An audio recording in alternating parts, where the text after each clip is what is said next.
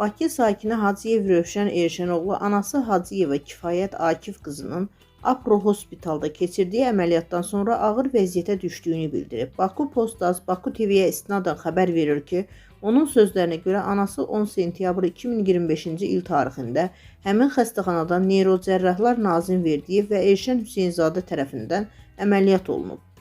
Rövşən Hacıyev iddia edir ki, əməliyyatdan sonra anasının vəziyyəti kəskin şəkildə pisləşib.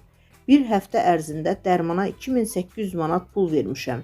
Erşən Hüseynzadə ilə artıq 7 aydır təqaüdə çıxmış Nazim Verdiyev anamı əməliyyat edib. Hardadır o həkimlər? Çıxsınlar ortaya. Tibb bacısı mənə deyirdi ki, gündə 20 manat ver, sənin anana baxım. Verdiyim pullara baxmayaraq nəticə bu oldu. Nazim Verdiyev öz maşınında məndən 3000 manat alıb. O qeyd edir ki, həkimlər əməliyyat zamanı anasının şah damarındakı şişi zədələyiblər. Lakin bu barədə ailəyə məlumat verilməyib.